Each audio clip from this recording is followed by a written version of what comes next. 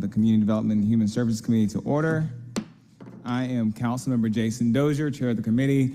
I am joined to my right by Councilmember Keisha Shawn Waits, to my left, Councilmember Jason Winston, and Councilmember Byron Amos. With that, our first item is to adopt the agenda, so I'll go ahead and move to adopt the agenda. Second by Winston. Please open the vote.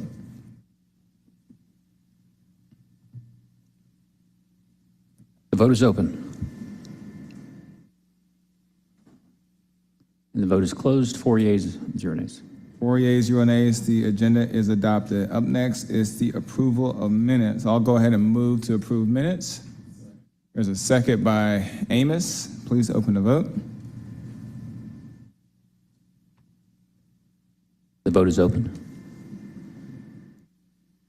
The minutes have been approved. 4 yeas, 0 nays. That takes us to public comment.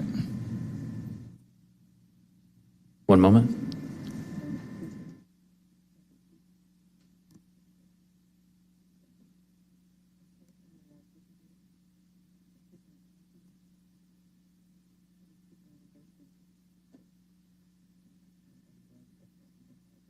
Looks like we have 3 speakers. We have 3 speakers signed up for public comment. Howard, I see you're in. If you want to speak for public comment, I'll make sure to get y'all at the end. We have the folks that have signed in already, but we'll make sure we can get y'all to. Are y'all both speaking today? Okay, just you, Howard. Okay, so our first speaker is, I don't have the list in front of me. Okay.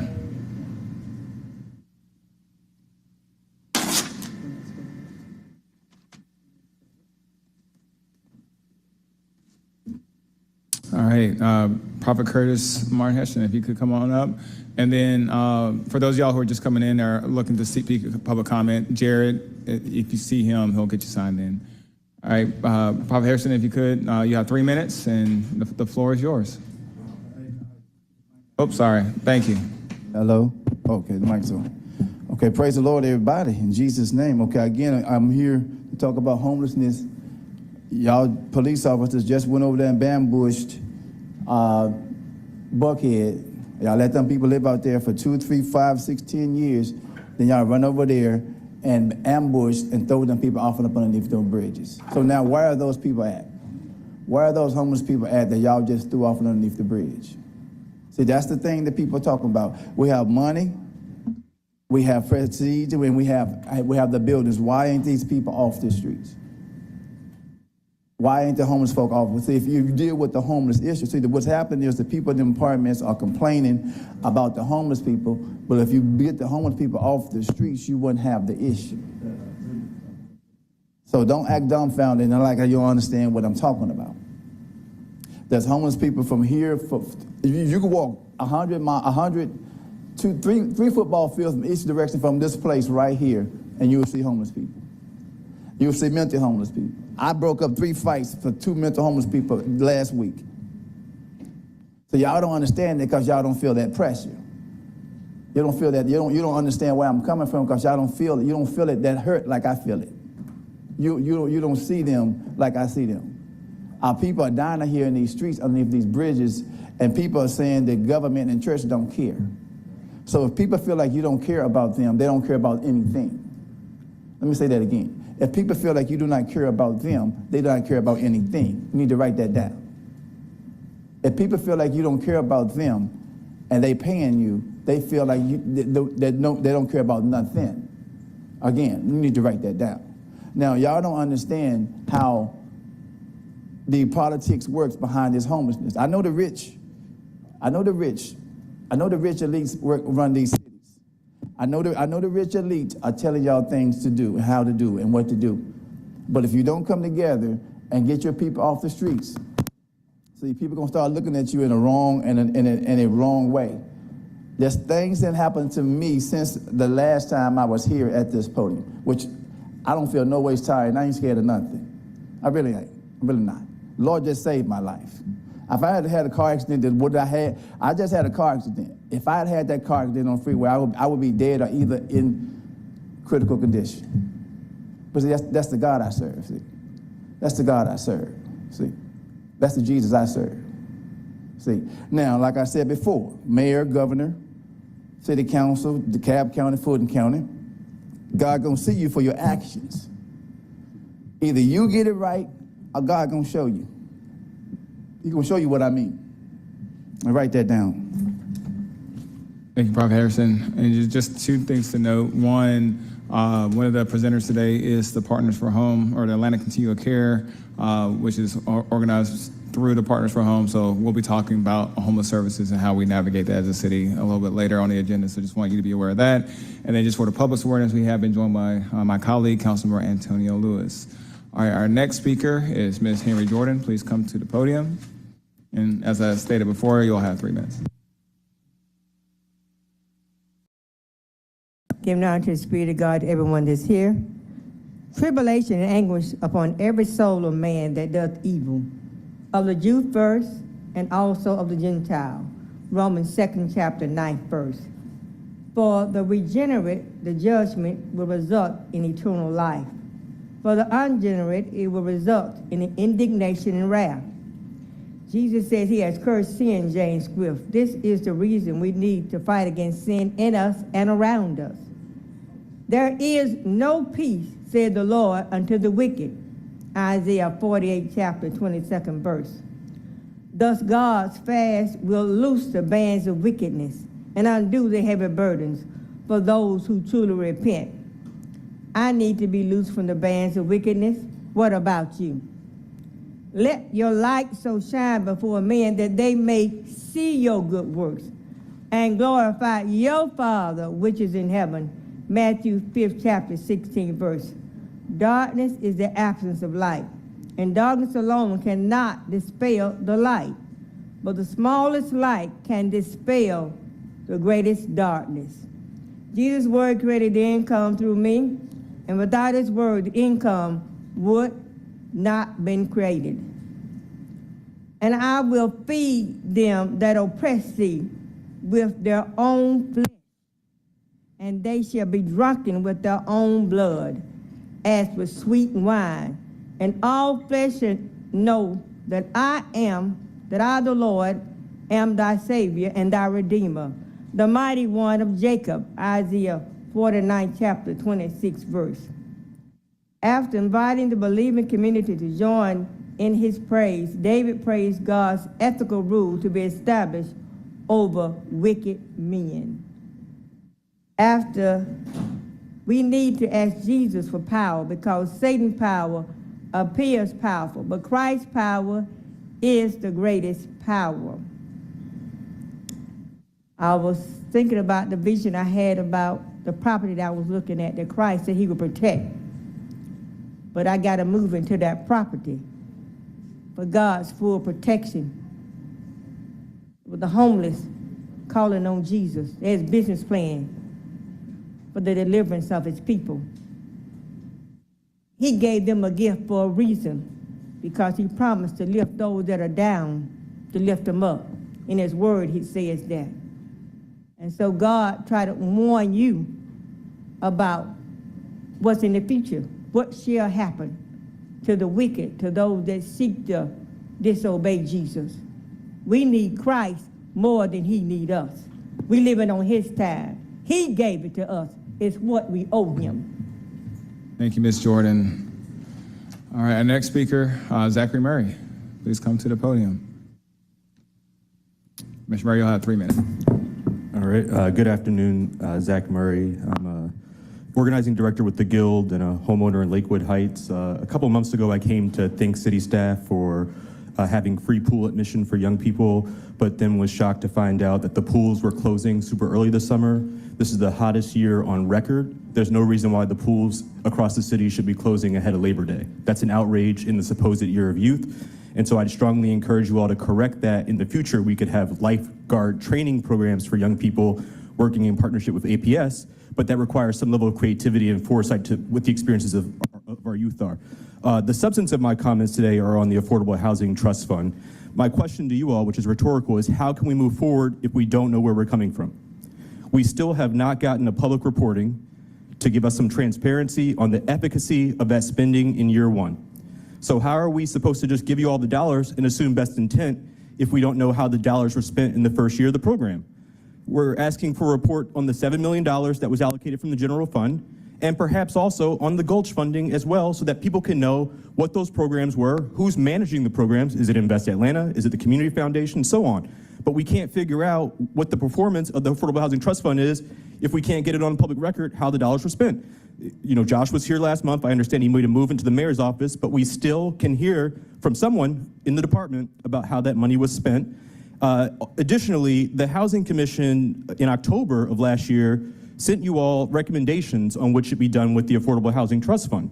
One of the recommendations was to ensure that the first $20 million of that money was spent at 50% AMI and below, and to ensure that that money entirely was spent as grants, equity, forgivable loans. This is what is missing in the development ecosystem.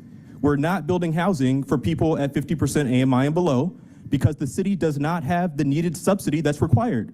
You can't go in through Invest Atlanta loans in order to buy down affordability for those people who need it the most. We have to have developer subsidies in the forms of grants, equity, and loans, and there should be preference for nonprofits and preference for permanent affordability. These are all things that you can do now.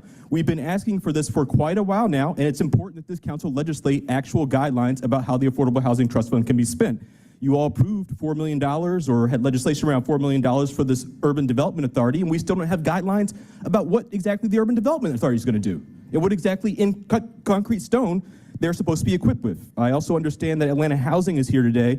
I want to just offer comment that I think the Civic Center project is a bad deal, that there is not sufficient depth of affordability offered on that site.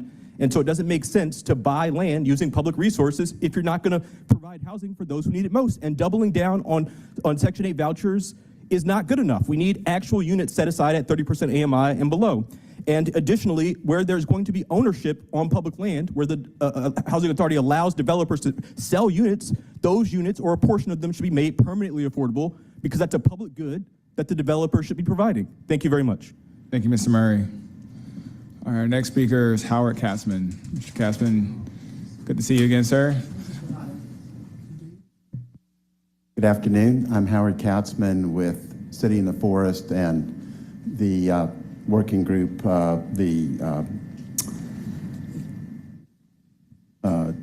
tree ordinance group. We've had a doubling of legal tree removals from fiscal 21 to 22. The problem is really magnifying in the city.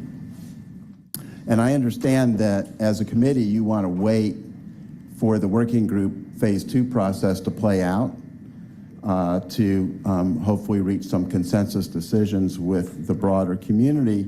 But I think I really urge you to change course on that, and here's why. We think instead that you should consider and pass our amendments now, and there will still be plenty of other important issues around trees and tree preservation for that working group meeting series to discuss.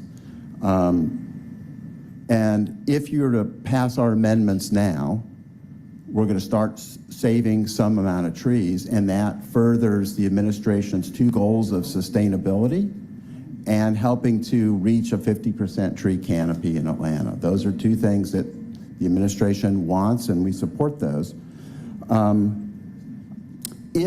If you choose to punt and wait for that working group meeting series to conclude, we're going to be here a year from today with you now voting on another set of amendments. And that means, effectively, by doing nothing now, you're effectively losing us our own tree canopy for another year. I mean, legal tree removals in fiscal year 21 were almost 14,000 trees, not including the illegal ones. So I'm a retired builder. I've had over 20 years experience working in the city of Atlanta as a contractor. And we've been talking to lots of other builders, developers, architects, and they feel that our amendments are doable, just like I do, that they can build in this way that we've incorporated into the amendments.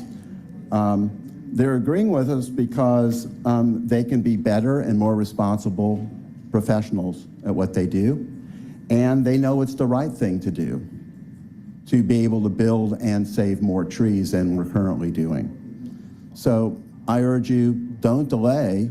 Consider our amendments now. Let's go ahead and get these passed. Thank you. Thank you, Mr. Katzman. Our next and final speaker, Ms. Catherine Kolb. You're not, okay, all right.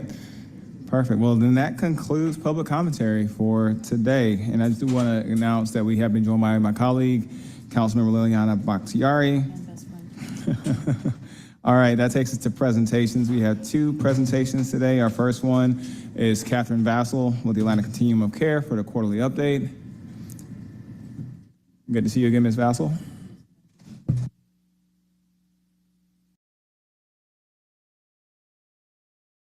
Expecting to come up so quickly.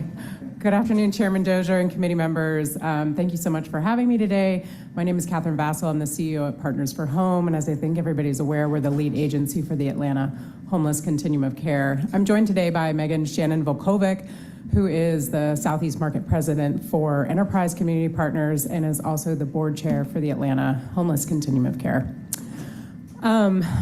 This is our quarterly update, and because we just adopted last week our strategic plan for the next 5 years for reducing and ending homelessness, I plan to spend the majority of today's presentation just briefing you on that plan. As I said, the board adopted it last week, and Chairman Dozier is on that committee, has been on the strategic planning committee as well as on our board, along with Councilmember Westmoreland, representing City Council on the board. And so this has been about an 8-month process that has been underway. The committee was chaired by Chris Womack, who is the CEO of Georgia Power, now Southern Company, and co-chaired by Megan Volkovic, our board chair. The work was really predicated on wanting to build upon the successes of the past 5 years. The slide here demonstrates that success. The first plan was called Clear Path, and in those first 5 years, we actually realized a pretty substantial reduction in the overall number of people experiencing homelessness. We were able to exit 10,000 people into housing over that 5-year period through investments of Home First, which was made possible through the $25 million Homeless Opportunity Bond.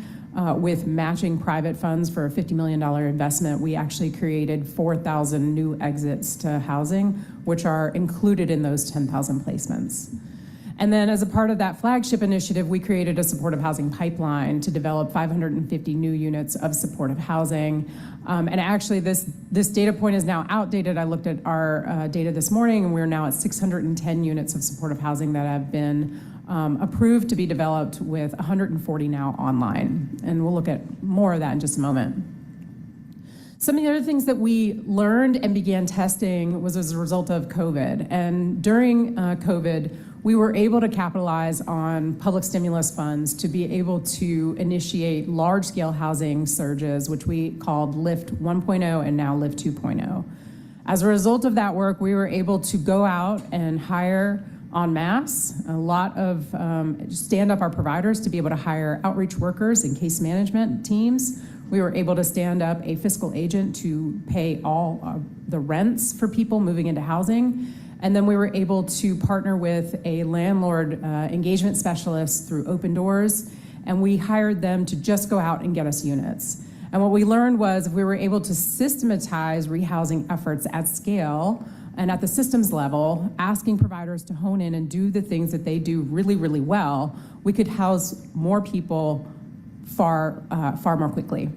And as a result of that, through a $24 million investment, primarily through city stimulus funds in Lift 1.0, we rehoused 809 households and diverted 1,200. And now we're in the middle of Lift 2.0, which is an initiative to rehouse 1,500 individuals.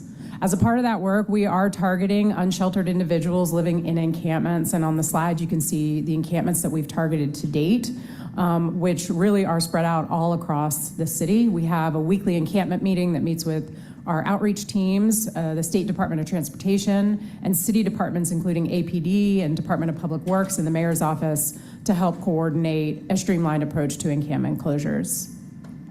And as a result of all of that work to date, we've housed 689 people across these housing interventions. We have actually moved 443 people over the last 10 months directly off the street and into housing. As a big component of the strategic planning work, one of the main focuses of that the planning process was to incorporate, engage people with lived experience. And as a part of that effort, to that end, we surveyed over 400 people who are actually currently homeless now or had just exited homelessness and are currently in supportive housing programs. We conducted interviews using our Consumer Advisory Board, which is made up solely of people with lived experience. And then we ourselves, myself personally, went to supportive housing programs and conducted focus groups and one-on-one interviews. And as a result of that, what we heard was largely no different than what we already know, which is some key areas where we need to make significant improvements as a homeless system and as a community. One of those is we need more deeply affordable and subsidized housing. We heard things like we need more income-based housing. We need the wait times to be significantly reduced to get into those housing. We need more vouchers. We also heard that where people lived in neighborhoods that were safe and supportive and aesthetically pleasing to live in, people were far happier. And so people experiencing homelessness and coming out of homelessness really, at the end of the day, don't want anything different than what you or I want, which is a safe, high quality, and affordable place to live and to live out their life with themselves and their family. Some of the other things we heard about our homeless system, which is that we need to streamline the way people can access our system. It's still far too complicated. And that we need to really improve the process by which people can access resources and services and how we communicate that to individuals seeking help, but also to people like yourselves and other stakeholders and constituents that are trying to help people themselves support individuals who are experiencing homelessness access our system. We heard that services and housing is lacking, and we've continued to hear that as a theme throughout the strategic planning process, namely that the acuity of the people in housing that we're serving, because we are prioritizing the individuals that are hardest to serve in most instances with some of the most severe and complicated behavioral health and medical challenges, that we need the right level of staffing and support to service those individuals and keep them in housing. And we heard that directly from people who are in housing now who are homeless and people who are homeless themselves. They said we need more expertise in the space, people with advanced degrees, people who are experts in behavioral health, people with nursing backgrounds, et cetera, who can support people and stabilize them in housing. And then the final thing we heard was related to shelter specifically. Again, not anything different from what we have already known and been working on, but that is we need to improve the way, streamline the way people access shelter. One individual who's currently homeless suggested we standardize shelter admission criteria, which is a phenomenal idea, something we have been promoting, that everybody has the same process. Everybody has the same rules, everybody has the same time and days that people can access shelter, ideally 24/7, since homelessness is an emergency. They also suggested eliminating length of stay requirements, one person suggesting a 23-day stay is not long enough for me to do anything. And then the implication that once you get in, the burden and the requirements to stay in are too onerous. So, for example, they let you in, but you got to be out by a certain time. You're homeless. Where are you going to go? Some other quotes, every shelter should require the same thing. It's by design that it's like this. It's a cycle of pain. One suggestion that we use the city jail for shelter. So again, this notion that we need to streamline processes, we need to lower barriers to entry to shelter. And that was feedback directly, again, from people with lived experience. And so what we wound up with as a part of this process was a vision for our strategic plan of creating a homeless system that advances equity. And to that end, we really want to hone in on what does it look like to create a service culture that promotes anti-racism, recognizing the stark disparities, racial disparities among the people experiencing homelessness in our system. On any given night, anywhere from 85 to 90% of the people experiencing homelessness in our system are Black males. And Atlanta's disproportionality, racial disproportionality, is significantly starker than most other communities and really third only to other communities like Detroit and Washington, D.C. So really honing in on issues related specifically to anti-racism, diversity, equity, inclusion, making sure that our providers know how to build that cultural proficiency is going to be a key hallmark of this plan. The other thing to that end is really going to be how do we support providers and at the systems level incorporating more people with lived experience, not just as tokens throughout our organization, but at board levels, in places of decision making, where individuals with lived experience can really help inform policy development and help inform how we spend dollars in our system. And then the other components of this vision is really building on what we know has worked, and that is rehousing at the scale and pace with which we know we need to be exiting people out of our system. So doubling down on efforts like LIFT that have been successful in helping our community reduce our overall number of people experiencing homelessness. Another new piece of this vision, it really does include honing in on prevention and diversion. This is an area where we have not spent a lot of time historically as a homeless system. And part of the activities that we're going to be spending or working on to this end will really be tethering ourselves to some of the other community activities that are already in existence and helping to support how do we further those efforts, some of the efforts that some of you all have strongly supported, eviction, a legal defense, for example, a housing help center, where we can really help people stay out of homelessness altogether or provide shallow subsidies through diversion to keep them, when they do come to our front door, from entering our system at all. The 4 key goals for the community plan include reducing unsheltered homelessness, ensuring families and veterans avoid families and youth avoid homelessness, continuing to hone in on veterans, and then ensuring people succeed in housing and do not return to homelessness. If you go to our website, you can see our plan that actually outlines all of the details, the action items, and the tactics, including the KPIs for how we're going to achieve each of these goals. I'm not going to go into a ton of detail with them here today, but we'll provide the plan for follow-up for you to review as you have time. The other key component of the plan as it relates, coming back to equity, is really having a dedicated place for building cohesive culture. And this really speaks to how do we advance equity within the COC. So we have 2 goals as it relates to this, is advancing equity and then enhancing provider capacity. We have designated KPIs identified, and there is a great deal of work that's actually already underway as it relates to this plan. We have a 24-member committee that is working in this space. We have a consultant that we've hired that is helping our continuum develop a set of standards as it relates to the JEDI work. And then that work will then be implemented across our continuum. I'm not going to go into a ton of detail on the goals, but again, we'll provide this for you at a later date so that you can review in detail, but just so you have a sense of kind of the detail that the plan goes into for each one of these goals. In terms of the work that we'll be working on is provided in the slides and then in the plan thereafter. Wanted to share a couple things as it relates to some key shifts in the approach here. We really want to get better at moving people off the street faster. And so again, this is going to really be focused in on how do we scale and fund rehousing efforts at the level and pace with which we need to be moving. We want to help more people avoid homelessness. As I stated, we're going to be targeting eviction and prevention efforts, and then that scaling of our system. Many of you are already familiar with our supportive housing pipeline. This has been our flagship initiative of our first strategic plan, where we were able to partner with our incredible partnership at Atlanta Housing Authority and a new partnership through Fulton County, where the county has paid for the services for all units that we're developing through the pipeline. That's 550 of them. Atlanta Housing has committed the rental subsidy for those. And we use the funding through the capital bond to pay $40,000 per unit to developers to build and or renovate properties to dedicate to supportive housing. And so this is an example of something in this new strat plan that we need to figure out a plan to sustain.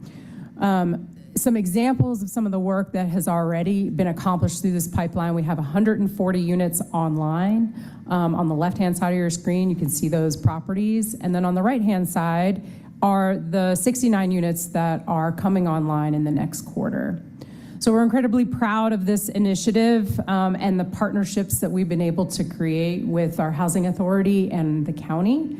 And this is an example of something that we'll be looking to sustain through this new plan.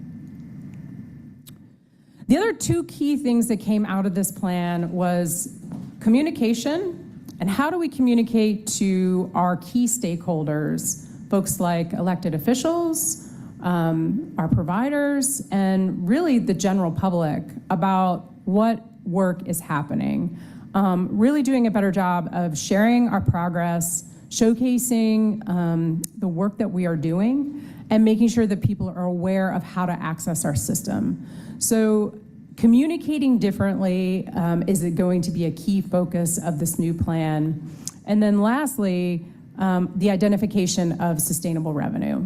So annually, our system gets about $10 million from the federal government through HUD Continuum of Care dollars.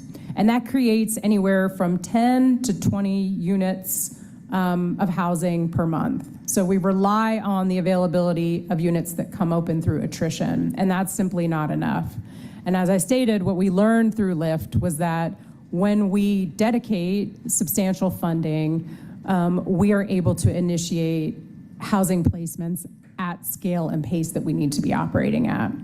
So the initial analysis identified a figure of about $40 million that is needed annually to do the work of exiting people out of homelessness at the scale and pace that we need to be operating.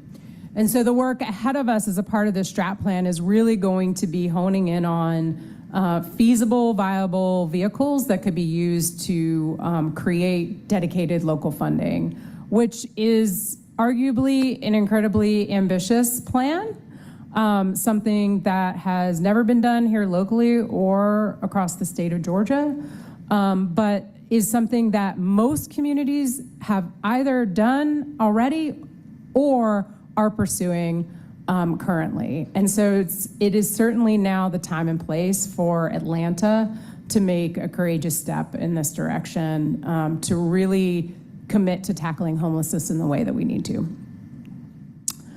So as far as just tactical next steps, as I said, we have gotten a vote of approval from our governing board and the committee. We briefed the mayor yesterday. We are now briefing you all. And next step is to really go out and hold our stakeholder briefings. We will have key meetings across the public sector and private philanthropy, along with other entities like the healthcare sector, to invite those partners to partner with us in this strategic plan and executing the goals of the plan. With that, I'm happy to answer any questions that you may have. Thank you so much, Ms. Bassel. Before I open the floor to my colleagues, I did have a few questions for you. Some I should know, because as you mentioned, I'm on the governing board for the Continuum of Care, along with my colleague, Councilmember Westmoreland, who I do want to acknowledge has joined us. I realize I had not done that yet.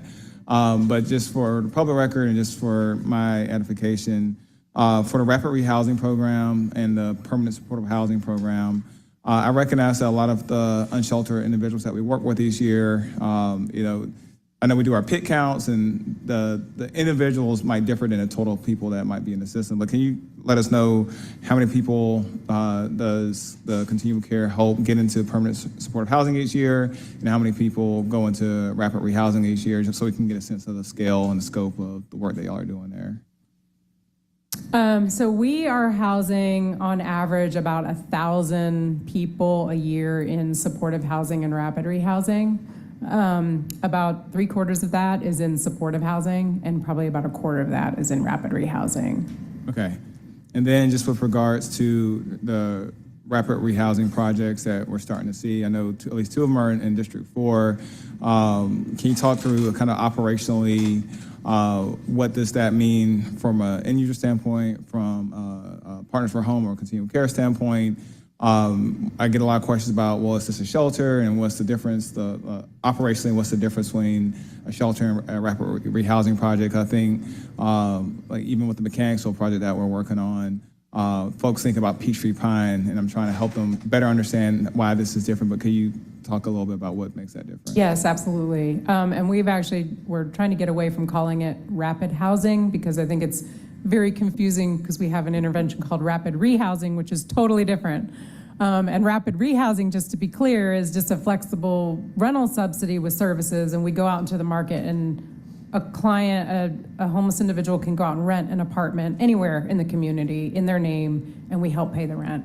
So totally different from this rapid housing initiative that has just been announced over the last few weeks. So in relation to that, we are working now with a small group, and we have initiated a provider committee group as well that's going to be meeting on Thursday.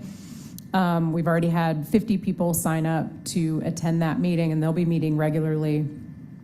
And the real answer to your question is we don't know yet in terms of the makeup of each site, how they would be operated. So for example, one site may operate as temporary housing. Another site may operate as permanent housing. And so we don't intend right now to mix sites of different types. So each site would operate, as one or the other.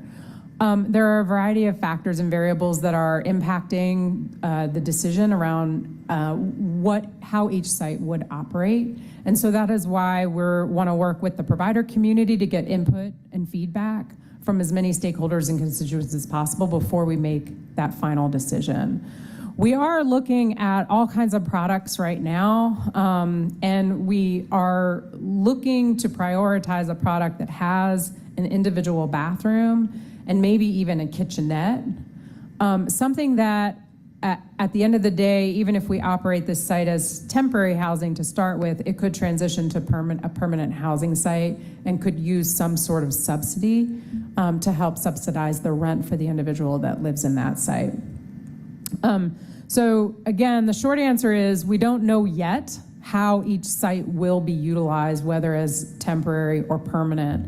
But what I can say is we're spending a lot of time focused on the aesthetic design of the site to make sure that it's a site that would be well operated. We're going to be procuring experienced provider with services on site for any site so that it's contained and again, does not end up resulting in an impact to its neighbors, regardless of what type of site and how it's operated.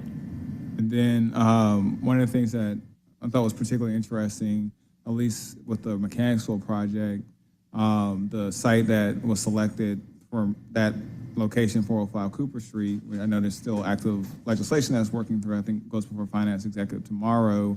There's currently an encampment on that site as we speak today. With the pit count data collection work that happens every year, is that information that your team has as far as the population of each of these encampments across the city, or I don't know how that's aggregated? And the reason why I ask is, as I talk to neighbors about not just this project, but even the 184 Forsyth Street project, giving them a sense of who's already in the community to help them better understand what we're trying to accomplish. I think that will go a long way. So I don't know if y'all have that data or have any information that we can share back to our communities in general. I know at least two of the major encampments that were listed on your rapid rehousing slide are right at the edge of Mechanicsville and District 4, but want people to have a better idea of what's currently in the community to give them a better.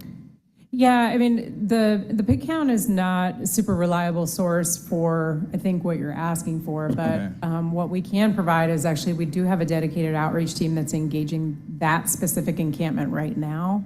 That encampment is being prioritized, and most of those individuals will likely be offered housing well before that site, the 405 Cooper Street site, is even developed. Okay. But so we would be happy to follow up with you to provide some additional information about the work that's happening at that site right now. Okay. We do have a heat map that we've developed from the point in time count that does show where individuals were surveyed. It's not sophisticated enough to say this person was surveyed, here at the corner of Peachtree and Pine, and this is what they told us of who they were and their demographics and that kind of thing. But we could rely on more real-time data from the encampment work, for example, that's happening at Cooper Street to tell us that. Okay. And then whether it's pit count or whether it's with your normal, partnership with organizations like In Town, what does the engagement look like for encampments that are not on public property? So thinking through like CSX or Norfolk Southern rail lines and things like that. Are those private companies cooperative with working within the community continuum to? I'm just trying to think of where there might be some challenges considering they're not public right away. It depends. In general, we don't have an issue with private owners challenging us when we go out to do engagement or outreach for folks that might be encamping on their property. Usually they're very receptive to that because they don't want them encamping on their property, and so they appreciate the outreach. There's been an occasional time or two where we've had property owners that just are completely non-responsive and won't work with us to help resolve the issue, and that's been more of a problem, to be honest. But in general, we don't have an issue with that. Okay. And then just kind of my last comment, we, as all of my communities, this issue comes up time and time again, and we recognize just the amount of work that goes into getting folks into rapid rehousing, into permanent supportive housing, into long-term housing that they can be proud of. And so, number one, I just want to say thank you to you and your team for just the remarkable job y'all have been doing between Lift 1.0 and Lift 2.0. That definitely, at least being on the inside and seeing the work that y'all are doing, I think it's remarkable. I will say, from the communities that I represent, there's still an education gap in terms of understanding what to do if you come across an encampment, what to do if you're being harassed. People don't want to interject the police in the situation, so we always encourage folks to work with PAD if someone's having a mental health episode. But we also recognize, too, there's a whole ecosystem tied to supporting our unsheltered population. In response to some of those questions that I've gotten from constituents, our office is working with West End Neighborhood Development, and not next week, but the week after next, or maybe it is next week, on September 7th, whatever week that is. We are having a meeting of minds between APD, PAD, our Department of Parks and Recreation, Park Ranger, and even In Town, to have all these key stakeholders be able to answer questions from the community, from both the business community and the residents. I wanted to invite you to that meeting of minds as well. It'll be at West End Library on September 7th. I think that's next week.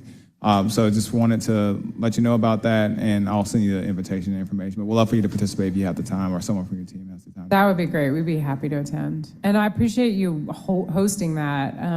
As a part of our communications effort with the strat plan, again, I mean, I think communications has been identified as a key gap that we really need to double down on. And to the extent that things like that are being hosted in the community, that only helps us further that effort. So really appreciate you pulling that together. Absolutely. All right, that's all I have. Councilmember Lewis. And thank you for the report today. I got a few questions based on the first couple of pages. And first, the 50 million was the total, and that's Lift 1.0 and 2.0?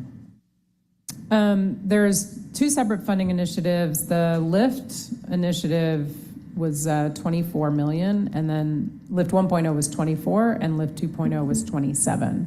The 50 million fund was through Home First, and that really was initiated during the Reid administration, was matched by $25 million in private funds. We used that to execute the goals of the strategic plan, Clear Path. So that's 75 million, or help me, 50 or 75? That was 50, is Plus Home 25? First. Lift and Lift 2.0 is two separate tranches of funding, Okay. roughly $50 million. I'm just trying to get the numbers clear. So we have $50 million and we house 10,000 people? That's the next slide. The slide right before that one. Yep. So we house 10,000 people? The 10,000 actually includes all of the funds that come into the community. So it was beyond 50 million for that 10,000. So that would And I just wanted to do the numbers, because $50 million, 10,000 people, that's $5 million per person. That's the average. So can someone let me do the numbers. My calculator doesn't want to go that far. So 50 million I think divided by 10,000. 5,000. You scared me for a minute there. Okay, making sure. So that averages about $5,000 per person, which isn't as I thought it was. And that's 5,000 per. Are you doing people or house or families? So keep in mind, so the 10,000 individuals, some of those individuals are in a family household, but the majority of people that we prioritize, because the majority of people in homelessness are single adults. Okay. So a portion of that 10,000 are families, and I could get you that data today. I don't have it top of mind. Go ahead. I know we're looking for a permanent funding source, and I was looking at the 2 pages. If you click 2 more. And I was looking to see, are you all planning to go below I-20? So I know the Central and the Pryor Street, they're right at I-20. So most of and then if you look at Pryor Street, that's the most that we've had, and that's 100 individuals. And so I know that a lot of our poverty, if you look at most cities, is below I-20, on the south side of the city. I'm just wondering, are you all, or is there another map that has the stuff on the south side? So this is what we've done from an encampment standpoint over the last 10 months. There will be, through the LIFT 2.0 initiative, we are looking to enroll another 300 or so individuals who are currently unsheltered. And so if there are specific encampments south of I-20 that you would like us to look at and prioritize, we'd be more than happy to. I know the addresses of them, and I was just wondering how do you all get your encampments? Because I know I've, even today or yesterday when we had a public safety hearing, I talked about an encampment that's on Cleveland Avenue and Macon Drive. And I talked about it, we've cleared it out with PAD. But when I'm looking at this and I don't see anything below I-20, I'm wondering, how do you find out about your encampments? And are you planning to go below I-20? We absolutely can. We have dedicated outreach teams that are assigned throughout the geography of the city of Atlanta. Encampments get prioritized based on a variety of factors, health and safety factors, the number of complaints that come in, requests from various stakeholders and constituents throughout the community. We do have a weekly encampment meeting, like I said, with city departments, the mayor's office, the State Department of Transportation. State DOT brings areas of concern. So risk to infrastructure is another factor that we consider when evaluating prioritization of encampment, i.e. if it's under a highway or a bridge. So all of those factors are components that factor in. We do tend to focus in on the downtown core of Atlanta. It looks like you went east, downtown, and north. And west. I don't see anything, I see one far west, but it's northwest. And so I don't see anything below I-20. And that's my question is, are you coming below I-20, or is there another map that has anything below I-20? We are tracking hotspots, so we do have another tool that's tracking hotspots throughout the community. I don't know if the ones that you referenced are on those or not, but I'd be more than happy to follow up with you and get those locations and add them to the list. Okay, and so I'll make sure I say it again. The Cleveland Avenue, I'll give you the address. I don't have anything Gotcha. on me I to thought you had write, staff but here. I can follow up with you Okay. afterwards if that would be okay. Okay. And the next question I have, as we grow with our relationships, I know you're looking at a permanent funding source, and with the county, are you looking to include, is Atlanta gonna get its fair share of county investment and not see Atlanta resources that we've already given go outside of Atlanta? What I mean by that is the county has 15 cities. And so the city of Atlanta is gonna make an investment for Atlanta people. And we want below I-20. I'm always say, come on south too. And so we're gonna want the investment we've made, we want to only be spent on Atlanta people, Atlanta residents. So the county is going to injunct some money into this. So the county has 15 cities. I want to make sure that the city of Atlanta gets the same fair share that College Park gets, that Hateville gets, that East Point gets. And that's my question, as you prepare to grow and get the permanent funding sources. And it seems the partnership that you mentioned would be the county, so that's Fulton County, am I correct? Yes. So is Atlanta still going to get its fair share? Because I think it makes us stronger as a city if we inject money in it to worry about us, and if the counties still taking care of their responsibilities. So just to clarify, the partnership that I referenced earlier with the county is for our pipeline. They actually met with us over 5 years ago when we initiated the first strategic plan, and they said, we want to see your strat plan, even though they have their own continuum of care. And they said, we want to see where we fit into this. And they said, services and behavioral health is our sweet spot. We're gonna commit to this.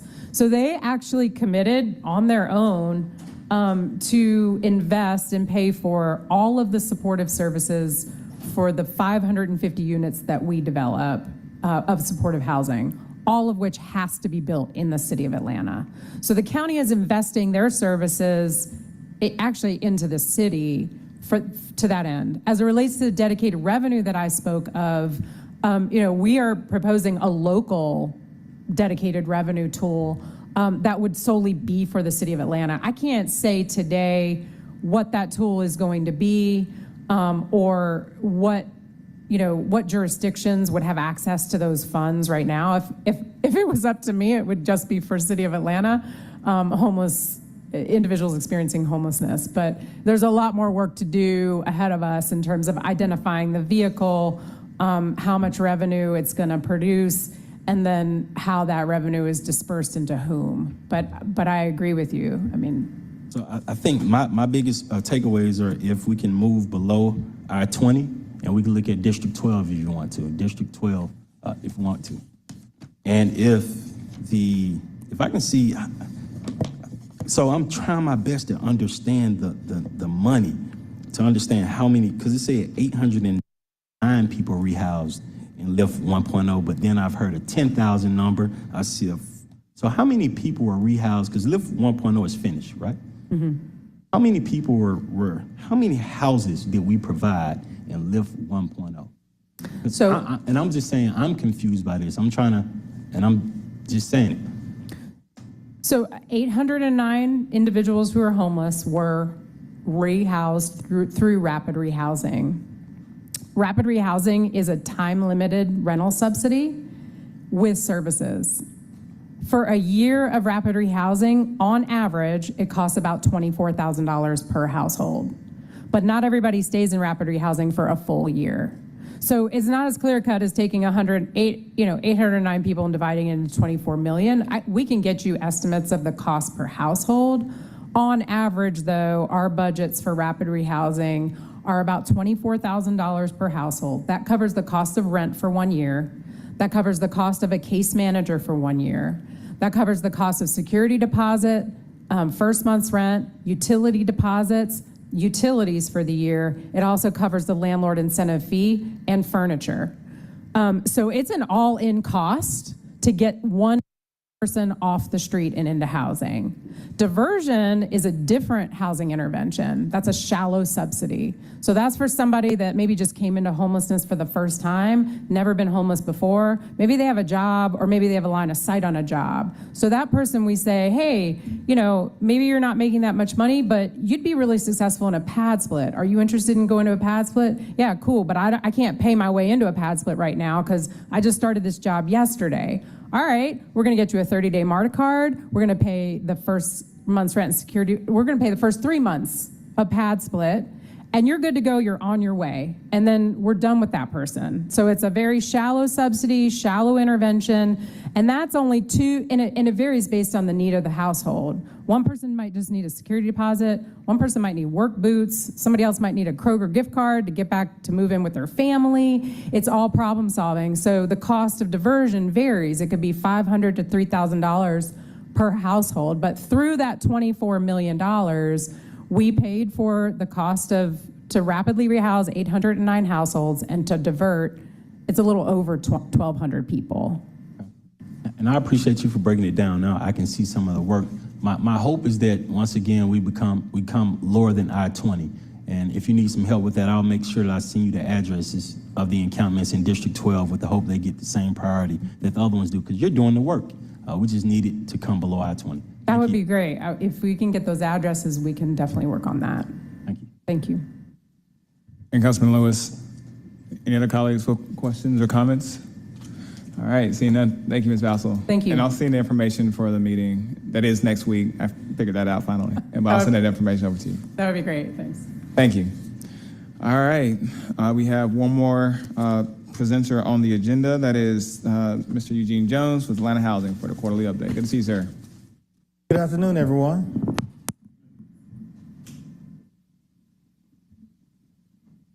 We want to give you an update, that's our quarterly update to you. We have some exciting things that we moved forward than what we did last quarter, so I hope you're going to be excited with this.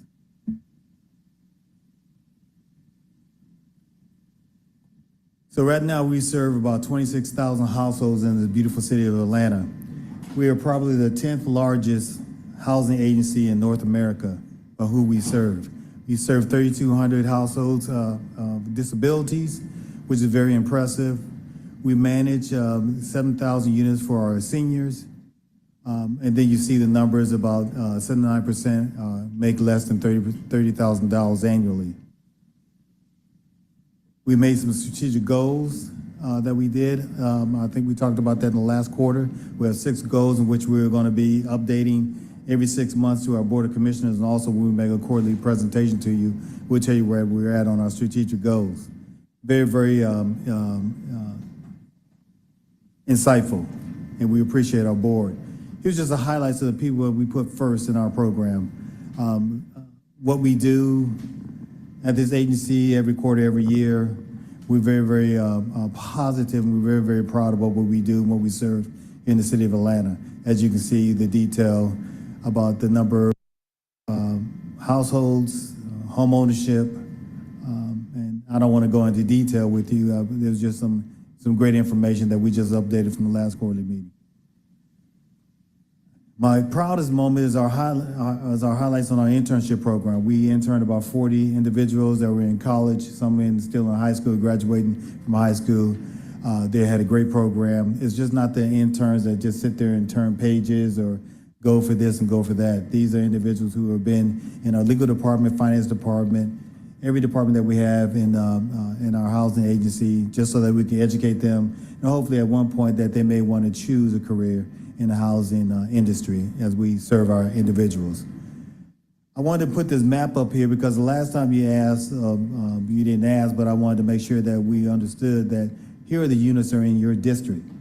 And if you want some further information, you can ask us, request where those street addresses, how many families are in your district, and so that you can see what we provide in each one of the district, and not trying to make them disproportionately in this district versus the other district. So I think that was very, very important to show you that here's where our units are, and it details about our RAD units, our Home Flex units, our Section 8 units. We talked about Roosevelt Hall. Roosevelt Hall is open right now. It's a great, just a great facility for community involvement in and around Atlanta University. We have a Choice Neighborhood program there. We have it open for community events. We have a great rooftop, and it's very educational if you go into the Roosevelt Hall and see all the information that we have about the history of this great city of Atlanta.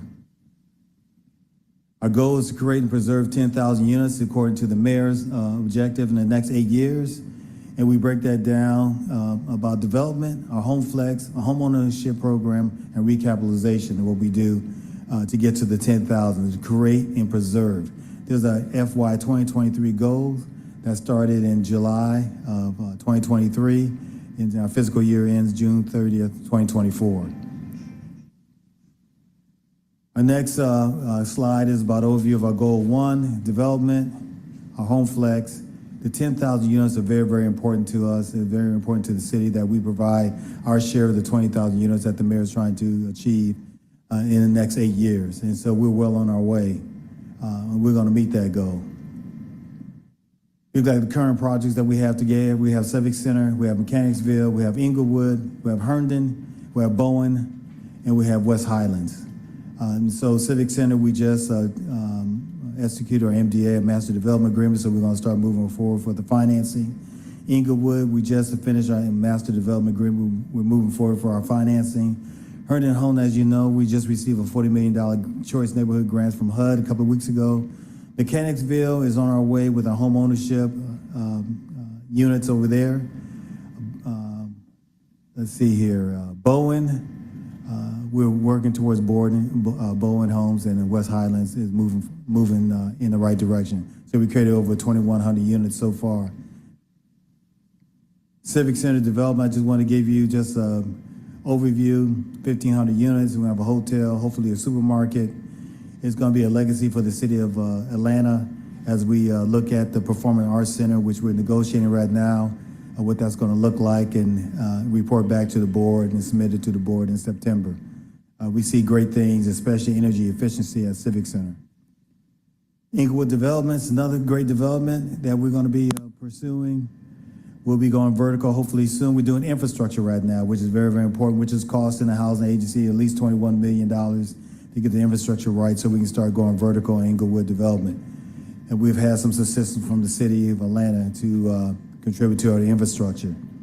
Herndon Square, we just finished our MDA for our phase 2 that we're pushing forward, and we're going to get our financing. We're going to start hitting vertical on Herndon Square right down the street from Mercedes-Benz Stadium. Scholars Landing, we're just doing Scholars Landing number 2 right across the street from Roosevelt Hall. We're moving fast and in a hurry to get Scholars Development phase 2 where it should be, and we're very, very proud with our great staff moving all these developments forward. Here's just a little status report on Scholars Landing development. Bowen Homes development is going to be a great development. Thank you for the City Council for supporting Bowen Homes. There was a lot of naysayers that we didn't think we were going to get this implementation grant. We were very successful. I believe we had the best proposal that we submitted to HUD to receive this $40 million grant. We're very, very proud of the effort of the City Council, also of our staff, and my colleagues who are here today. These are the amenities that we're going to have on and around Bowen residential. Now, this is preliminary. Things do change. Hopefully, we can have more than what we have on this slide. We're looking for the input from not only just from City Council, but from the city of Atlanta, from all the different community meetings that we're going to be doing between now and the next 4 to 5 years. We're hopefully going to have a total investment of about $500 million for Bowen Homes. And that's going to be very significant of all the things that we want to do with APS and all the other different entities and our partners.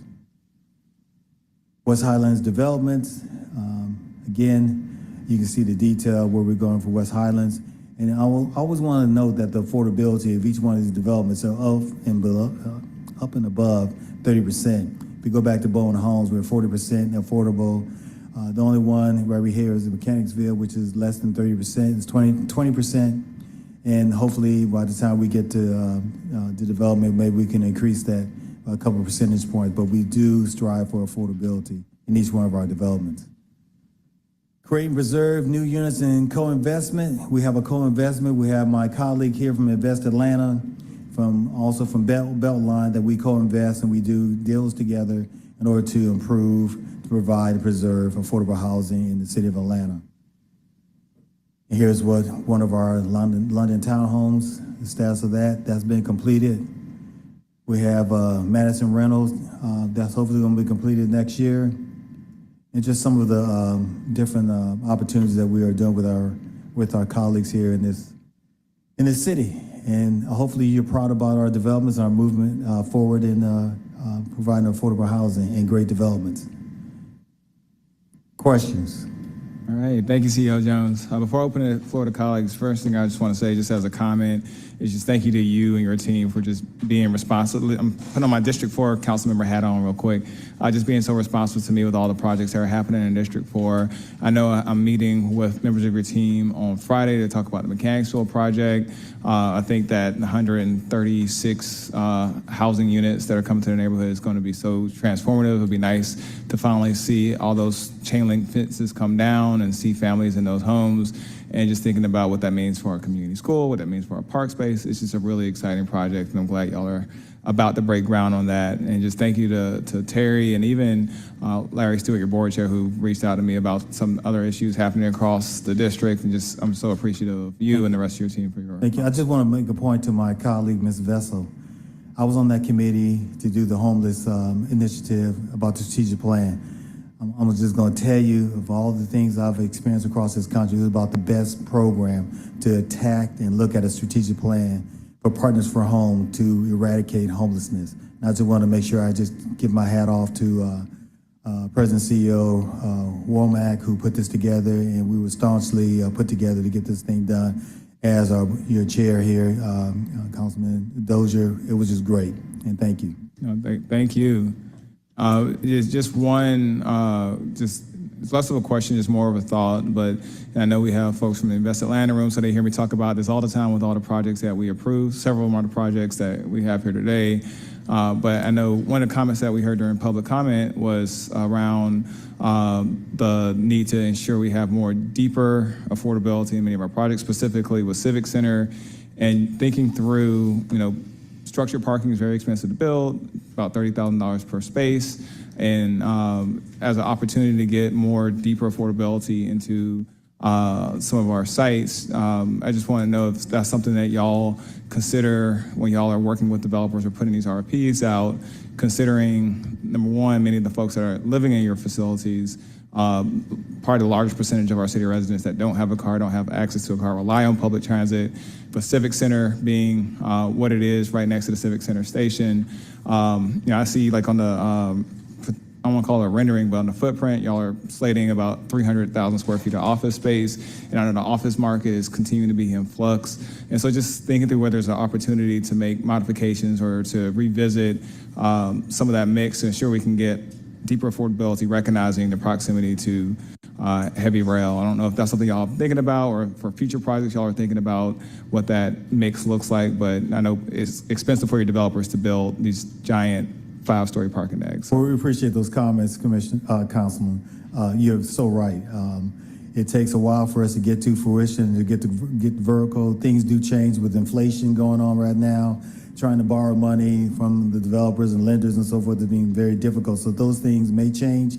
We'll go through our board chair. We'll also go through the community, which is very integral to this whole endeavor. And so we're going to sit there and make, if we have to repropose, come back to the commissioners and say, hey, look, we got a different proposal. This is going to make more sense. We got to 40% affordable. Yes, we do want more.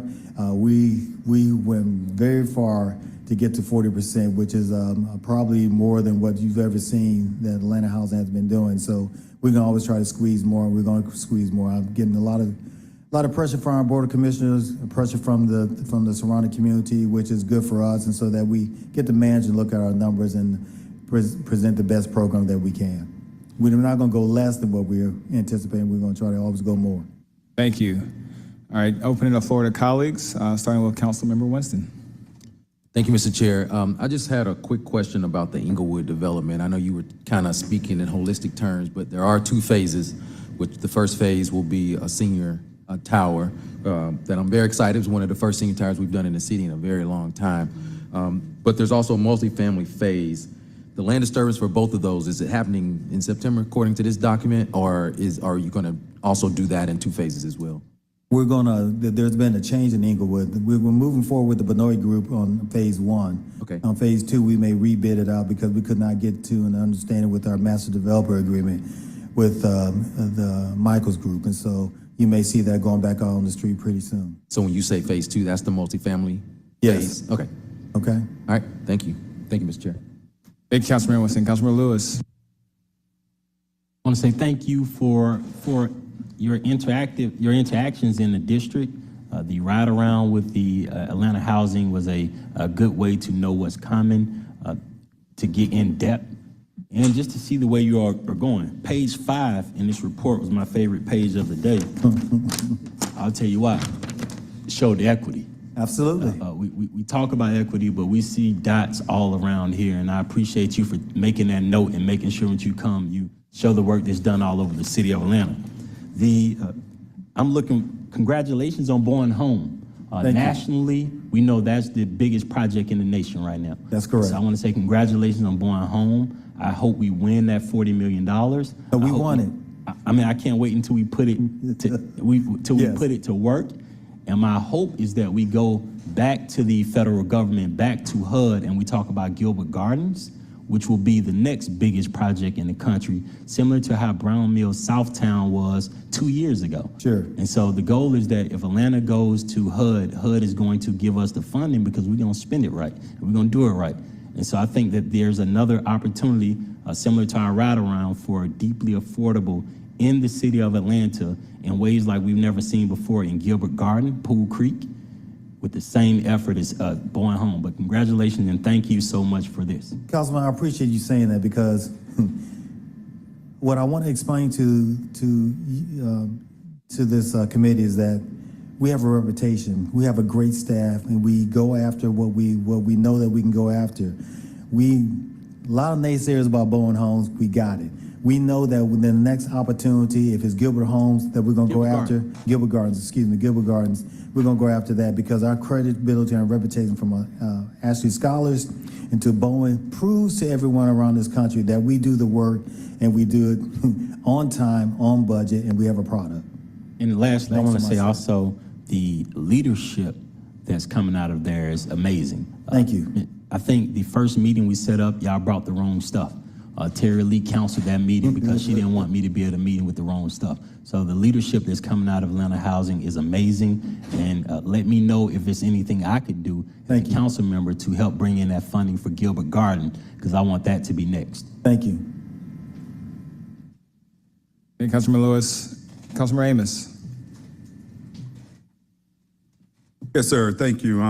First and foremost, thank you to you and your team for all the work you're doing, especially the due diligence and the second phase of Herndon, and because we know how that has been. Yes. Also to the collaborations that you create. Invest Atlanta coming out with the Magnolia Park perimeter, bringing in local developers to get things done. Understanding that all deals are different, specifically to Herndon and Magnolia Park. What type of controlling interests or interests do the housing authority maintain, or are we dealing with the developer? For example, we all know the issues with Magnolia Park. We're working on that through the solicitor's office. But with Herndon, my office is beginning to get a lot of calls about security, trash not being picked up, inability for residents, low water pressure. And so I'm working with the residents, understanding you just maybe not you, but they just got a new resident coordinating person over there. So I'm asking them to give them the time. But who do we deal with? The developer, or can we still come to the housing authority? No, you still come to the housing authority. In fact, I'll probably go out there and do a site visit probably this week or next week just to see, and then not to say I need to validate it, but I want to go see what they're doing out there. It's very, very important to us that we maintain that property to the best that we can. And we want to hear those comments. If there's any negative comments, we want to hear that because we want to address it. That's our responsibility, and we'll go through whatever our resources are and also through the developer and make sure that it's taken care of. All right, thank you. Thank you, Councilman Amos. Councilman Bakhtiari. Thank you so much. Thank you for your presentation. I wanted to also thank you, the Madison Reynolds project that's going to be affordable and primarily targeted to teachers. I can't tell you how excited we are for the completion of this project, and it's going to be. Thank you. It's fantastic. So, Thank you. and I know that took a very long time to get over the finish line.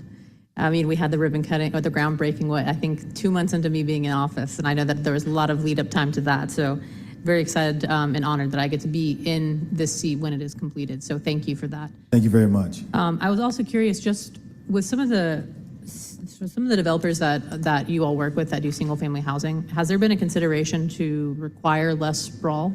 Some of the ones listed, I know there's beautiful homes, appreciate that, but the level of sprawl that is, it seems like a missed opportunity for added density to allow for that, for such a level of sprawl. I mean, I understand backyards are important, but we also are in a housing crisis. Atlanta's also not a suburb. So I know that that's a shocker to many people, and also 63% of our city is zoned single-family housing, which, as we know, is also deeply rooted in racism. So I was curious as to if there had been. We do look at density, but we also have to be mindful of the regulatory relationship that we have with HUD, what we have to build, from the street to the backyard. But we are trying to make it conducive to a home, but it's not stacked on top of one another that you have no space. But that's a great statement, and we'll look at that about density, because we don't want to miss out on the opportunity, because I've been around to a lot of cities and they've done sprawl, but they've missed out on the beauty and aesthetics of looking at a view and trying to provide more opportunity. But yes, that's right there up front in our strategies, and I appreciate you bringing that out. I appreciate you. Thank you so much. Thank you, Councilmember Bakhtiari. Councilmember Lewis.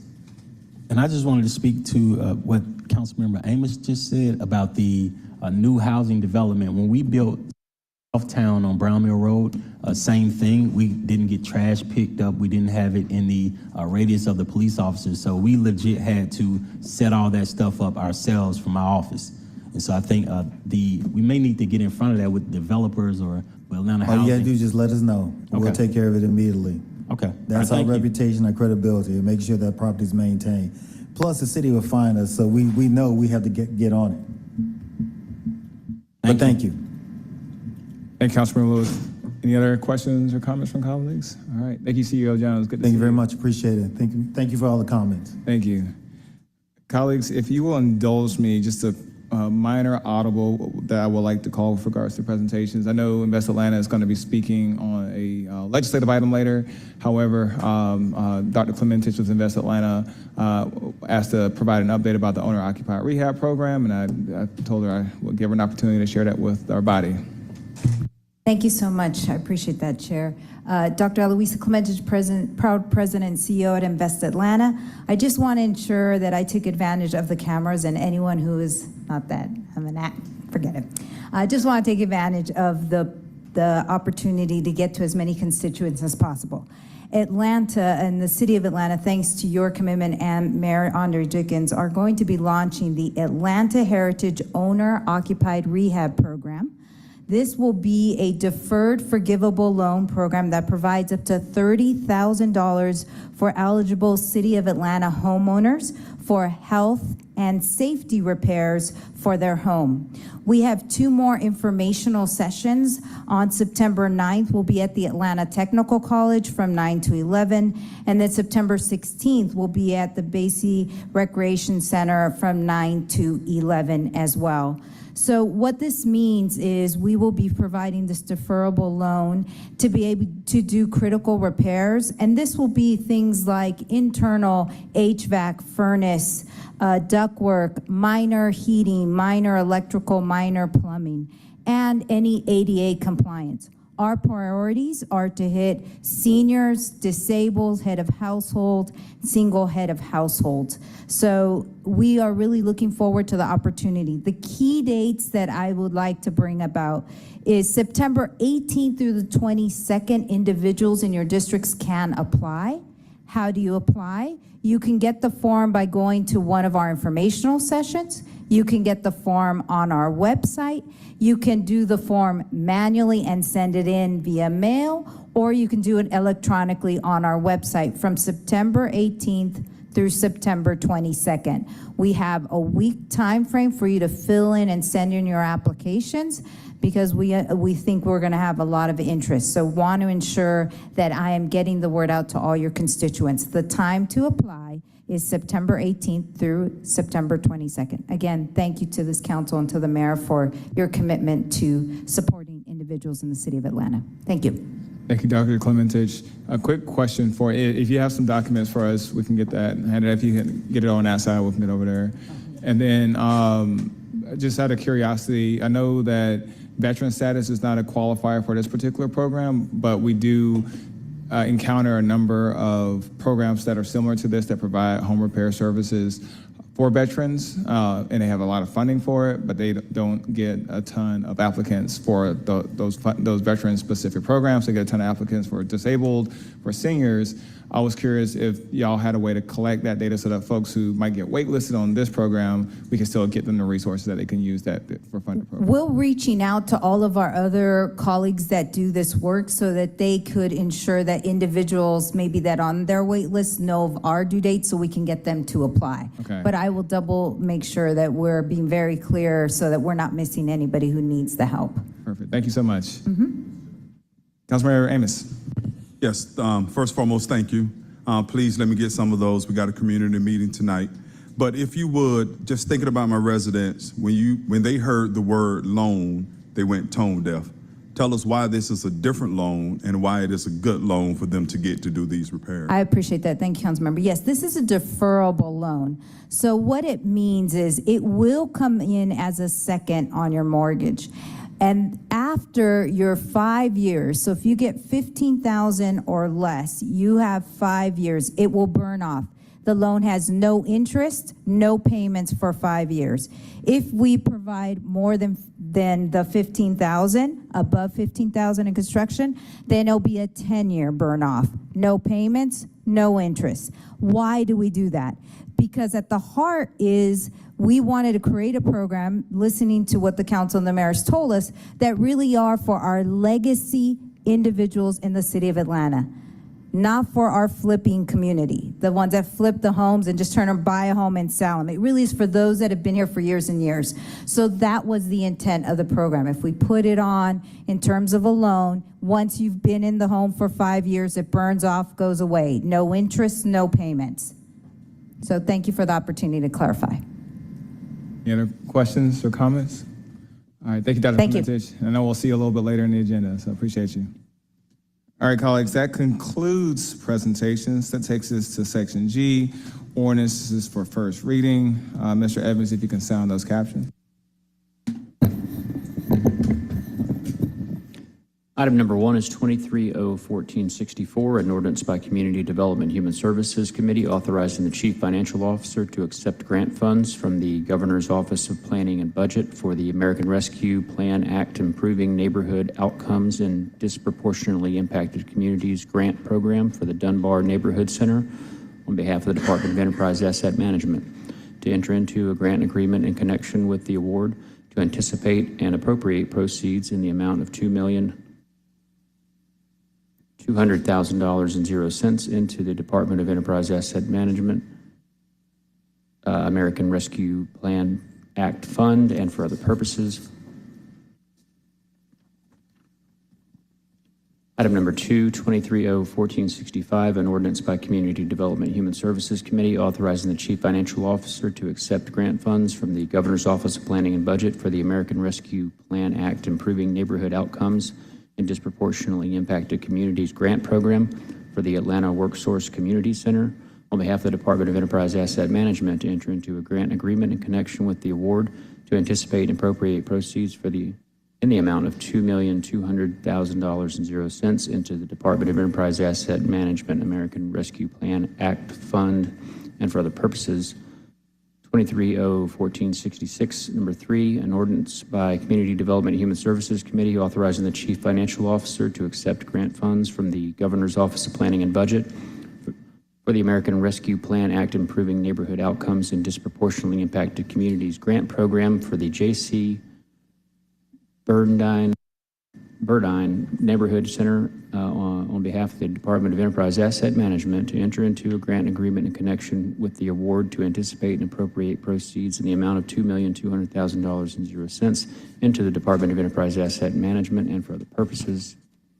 Item number 4, 23-01467, an ordinance by Community Development and Human Services Committee to authorize the Chief Financial Officer or his designee on behalf of the City of Atlanta to transfer the total expenditure amount from the intergovernmental fund source to the Department of Grants and Community Development General Fund account for the purpose of satisfying disallowed costs from the Housing Opportunities for Persons with AIDS contract with Aid Atlanta, Hope Atlanta, and Status Home, formerly known as Jerusalem House, in the amount not to exceed $20,052.00 and for other purposes.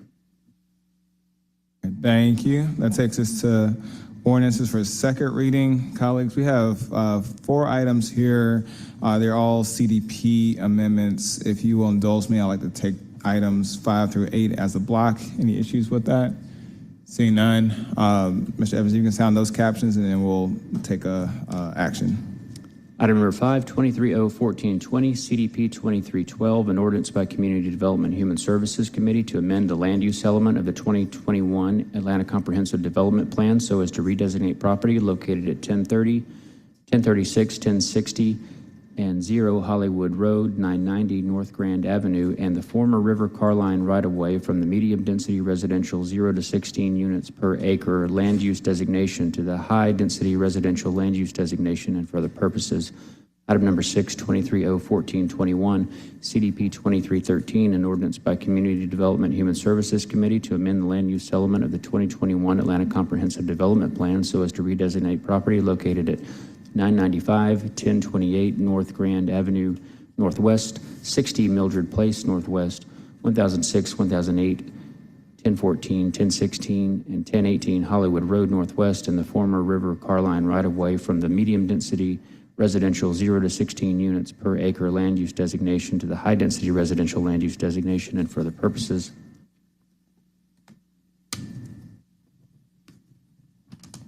Item number 7, 23-01422, CDP 2315, an ordinance by Community Development and Human Services Committee to amend the land use element of the 2021 Atlanta Comprehensive Development Plan so as to redesignate property located at 1915 James Jackson Parkway Northwest and 2646 Peyton Road Northwest from the industrial and single-family residential land use designations to the high-density residential land use designation and for other purposes.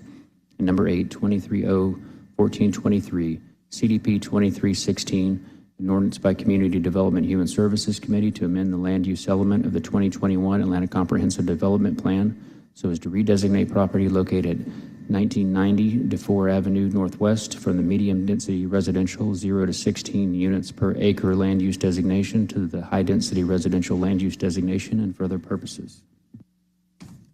All right, and then colleagues, these items need to go before our quarterly comprehensive development plan hearing. I believe that's next Wednesday. I think it's the next one.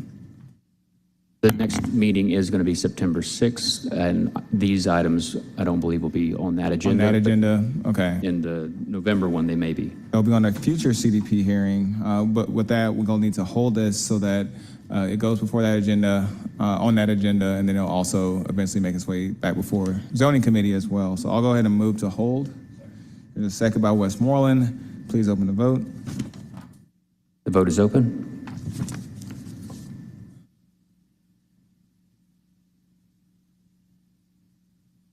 The vote is closed. All right, the motion to hold is favorable, 7 yeas, 0 nays. That takes us to item number 9.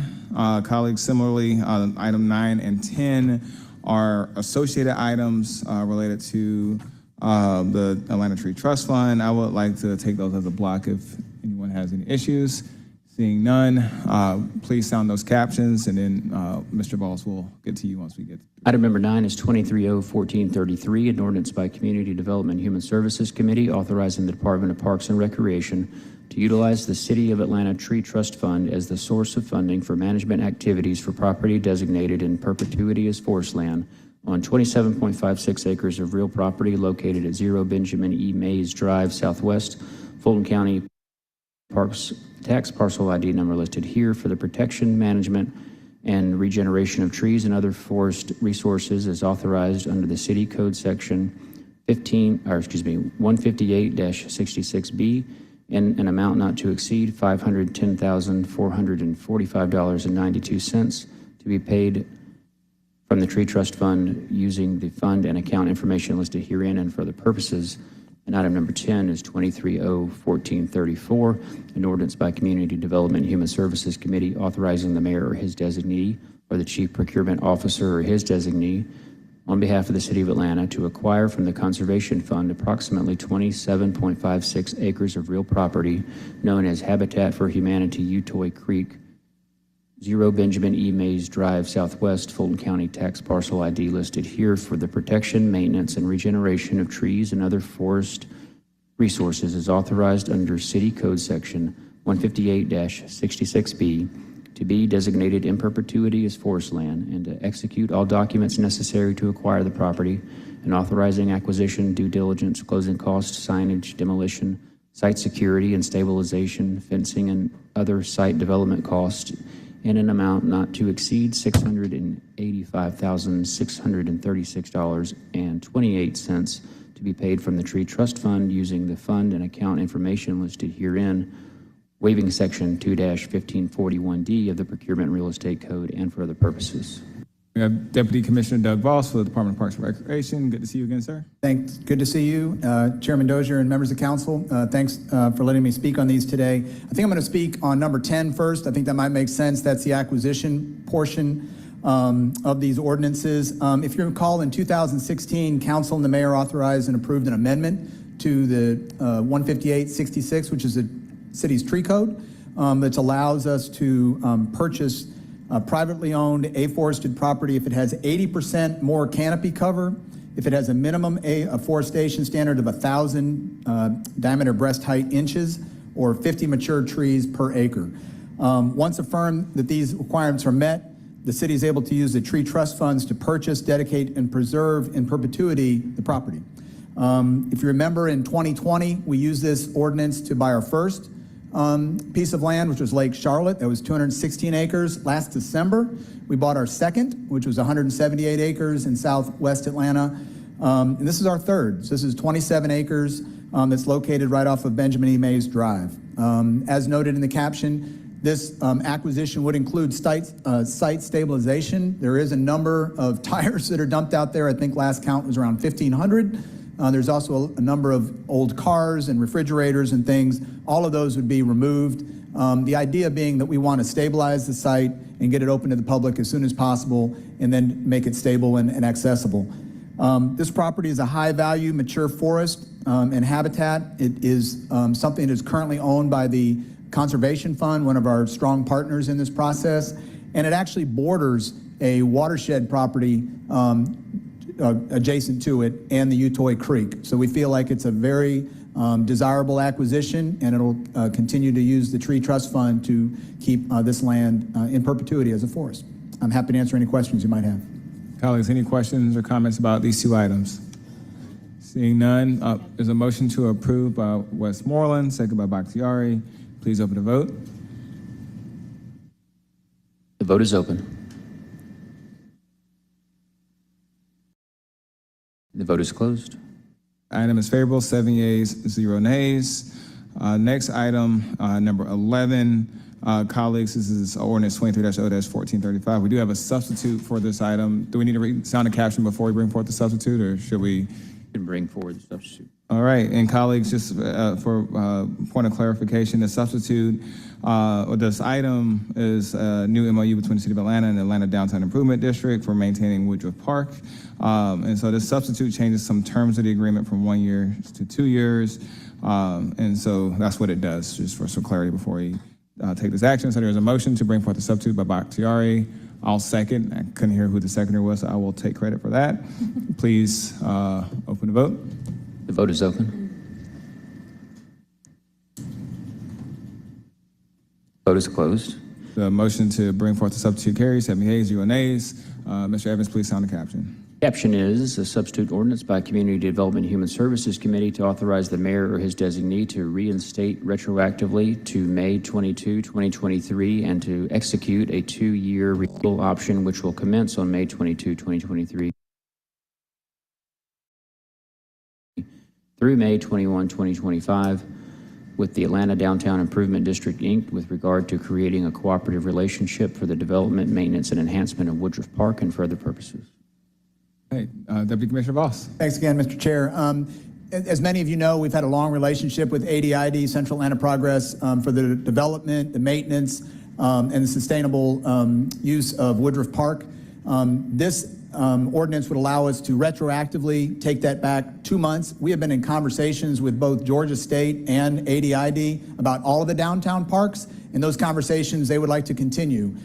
This was actually usually a 5-year agreement, but they believe that they would like to try to bring forward some new terms. So we've actually made it a 2-year agreement so we can keep those conversations going. We'll be back in front of this board at that time. But they've been a fantastic partner. If you know the signature fountains in Woodruff Park, the maintenance of the grounds, the garbage, all of that's handled by ADID. They're a great partner and would like it to continue. Any questions or comments from colleagues?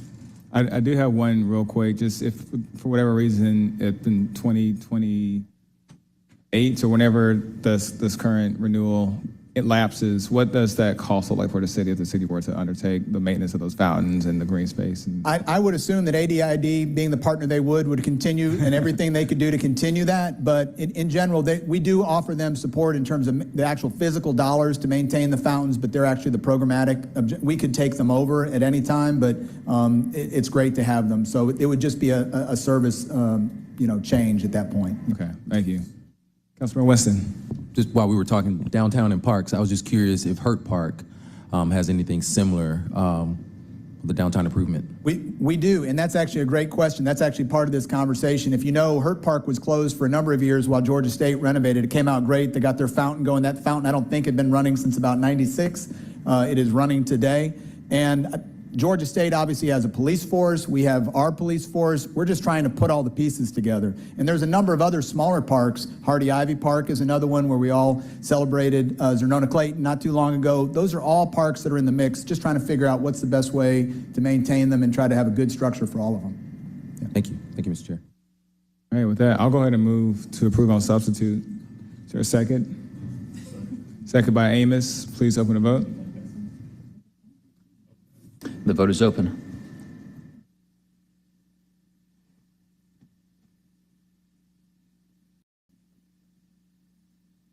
That vote is closed. Item is favorable on substitute, 6 yeas, 0 nays. That takes us to item number 12. Mr. Evans, if you can sound that caption. It's 23-0-1436, an ordinance by Community Development and Human Services authorizing the mayor to accept and sign a supplemental grant agreement with the United States Environmental Protection Agency in the amount of $2,000.00 for an FY23 Brownfields Cleanup Grant, amending the 2023 Intergovernmental Grant Fund budget by adding to anticipations and appropriations in the amount of $2,000,000.00 and for other purposes. We have Jessica Devendier, the Assistant Director, Office of Zoning and Development. Good to see you. Yes, thank you. So last year, as the city and the Conservation Fund, we're working to purchase Chattahoochee brick with our EPA Brownfield Assessment Grant. We conducted a Phase 1 and a Phase 2 environmental site assessment, and we identified that the site needed additional remediation for use as a park. EPA has a Brownfield Grant Program, and that funding has increased substantially with the bipartisan infrastructure law, and they have additional funding for cleanup grants. So we went for the largest cleanup grant. The estimate is that the cleanup will be maybe around $2 million. So EPA was offering about 12 of those grants in the whole country. So we submitted the best application we could, and in May we were notified that it was selected for funding. And City Council had adopted the resolution supporting that grant application. So that grant is a 4-year grant that starts October 1st for remediation of Chattahoochee brick. So this legislation will set up that grant account and accept the grant. There's a motion to approve by Westmoreland. I will second, but any discussion from the group before we move forward? Seeing none, let's go ahead and open the vote. Vote is open. All right, thank you.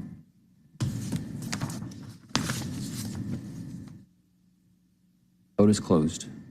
Item is favorable, 7 yeas, 0 nays. All right, that takes us to item number 13, ordinance 23-0-1442. Colleagues, we also have a substitute for this item, and this substitute includes a contract number with Benovate Incorporated, which is what the overall legislation enters us into a service agreement with, and also details some expansion of scope. So I'll go ahead and ask that we bring forth that substitute, second by Westmoreland, and then we'll go from there. The vote is open.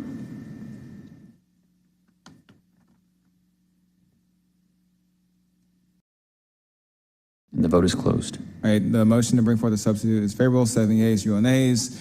Please sound the updated caption. It's an ordinance. It's 23-0-1442, an ordinance by Councilmember Andrea L. Boone as substituted by Community Development and Human Services Committee pursuant to Article 10, Division 4 of the City of Atlanta Code of Ordinances, authorizing the mayor or his designee on behalf of the Department of Grants and Community Development to amend the existing special agreement number listed here with Benevate Inc. to increase the annual maximum payment to an amount not to exceed $158,000.00, to execute addendum number 1 to the agreement, to expand the scope of work to include the City of Atlanta's Section 8 Moderate Rehabilitation Grant Program, and for the purposes of implementing and servicing a new Housing Choice Voucher portal for a term of 3 years in an amount not to exceed $30,000. All contracted work shall be charged to and paid from the accounts listed herein and for other purposes. All right, we have, actually, before we do that, sorry, my brain broke. Ms. Genevieve Jones, the Director of Entitlement Competitive Compliance with the Department of Grants and Community Development. Good to see you. If you don't mind, tell us a little bit about the legislation, and we'll go from there. Absolutely. Good afternoon, everyone. So Neighborly, which is Benevit, they have our grant management software. So we use them for everything from our NOFA through grant management. We are attempting to add our Section 8 program grant management through here. So this will just allow us to streamline the paperwork within the office, as well as ensure that we have a streamlined approach to the Section 8 program that we have. All right, any questions or comments? Seeing none, there's a motion to approve on substitute by Westmoreland. I'll second. Please open the vote. The vote is open.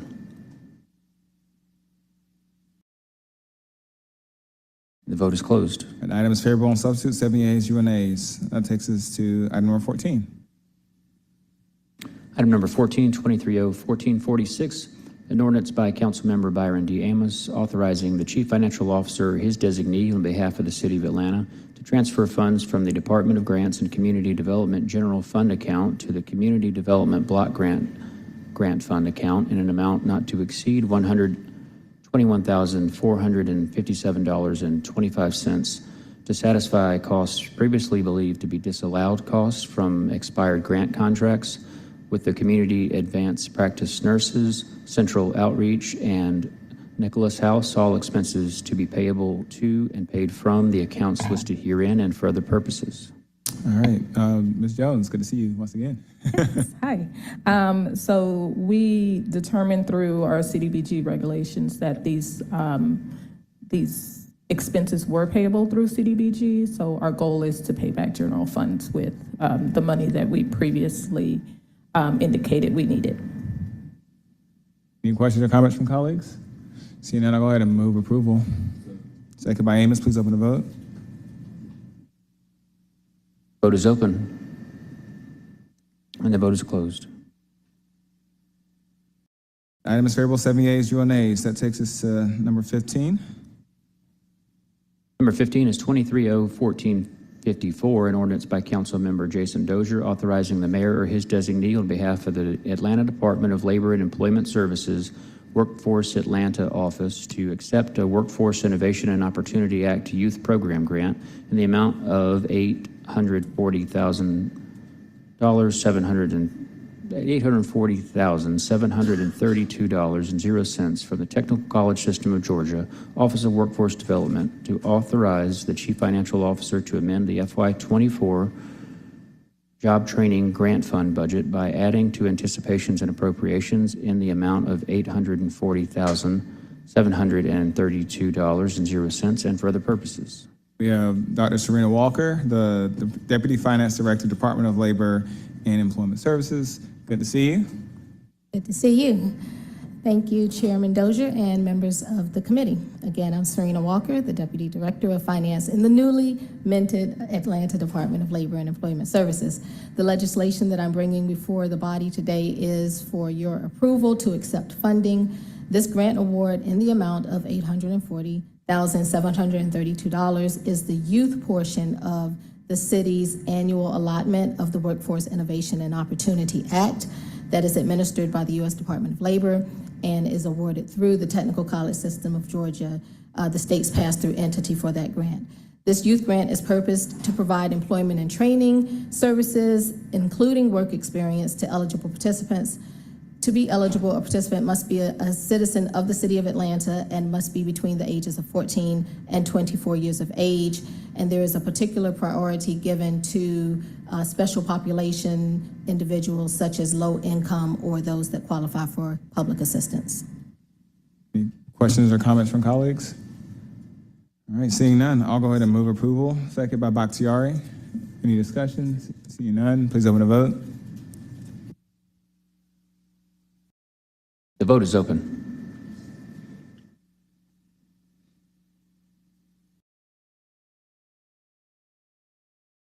The vote is closed. The item is favorable, 6 yeas, 0 nays. Thank you so much. That takes us to item number 16. 16 is 23-01458, an ordinance by council members Marcy Collier Overstreet and Andrea L. Boone for the purpose of funding and authorizing the Atlanta Development Authority, DBA Invest Atlanta, to create and capitalize an Economic Opportunity Fund, Food Access, EOF Fund Access Grant Program to incentivize job creation, encourage investment, and provide tools to spur development in areas lacking access to quality groceries and fresh food within the city, pursuant to that intergovernmental agreement for economic development services between the City of Atlanta and Invest Atlanta, to reallocate and capitalize $1,525,000.00 to the EOF Food Access Grant Program from past EOF grants, to waive conflicting ordinances for this instance only and for other purposes. Dr. Clementage. Yes, good afternoon. I'm going to ask Noah Downer, who's Senior VP of Economic Development, to take this one.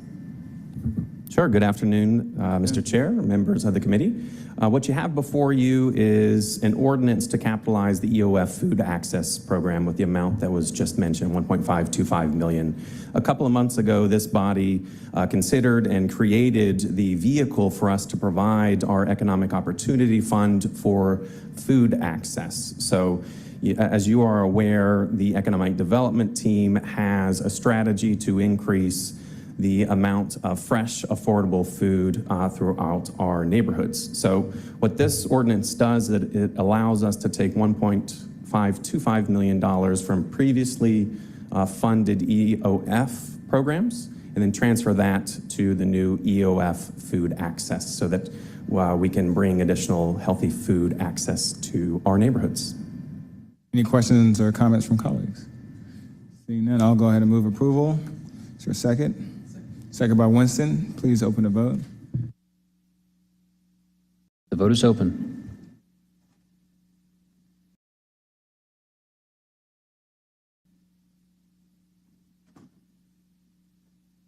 The vote is closed. All right, the item is favorable, 6 yeas, 0 nays. That concludes ordinances for second reading. That takes us to resolutions. Colleagues, before we take the next item, if you will indulge me, I'd like to take items 17 and 18 together as a block as they are related items. Any issues? Seeing none. Mr. Evans, you sound those captions, and Dr. Clementage, if you could be prepared. Certainly. I just wanted to mention item number 16 is dual referred. It'll go to FEC next. Thank you. Item number 17 is 23R3975, a resolution by Council Member Dustin Hillis authorizing the Housing Authority of the City of Milledgeville, Georgia, to issue revenue bonds or notes for the purpose of financing a portion of the cost of the construction and equipping of a multi-family housing facility known as Entrada West Side, located in the City of Atlanta, Georgia, for the benefit of VGDLH Development, LP, and for other purposes. And item number 18 is 23R3978, a resolution by Council Member Marcy Collier Overstreet authorizing the Housing Authority of the City of Milledgeville, Georgia, to issue revenue bonds or notes for the purpose of financing a portion of the cost of the construction and equipping of a multifamily housing facility known as Briar Park Apartments, located in the City of Atlanta, Georgia, for the benefit of Atlanta Leased Housing Associates 2 LLP, and for other purposes. Dr. Clementage. Yes, thank you so much. Again, Invest Atlanta President and CEO Eloisa Clementage. What's before you on the two items are two affordable housing projects in the city of Atlanta, one in District 9 and one in District 11. The one in District 9 we're excited about, which is Entrada, that's going to provide 118 units at 60% area median income. And the one which is Briar Park will be a senior housing. So 244 units will go to seniors at 60% AMI and below. Both have great amenities, and we're excited about these opportunities and the partnership. Thank you. Any questions or comments? Seeing none, I will go ahead and move to approve both items. Second by Bakhtiari. Please open the vote. Vote is open.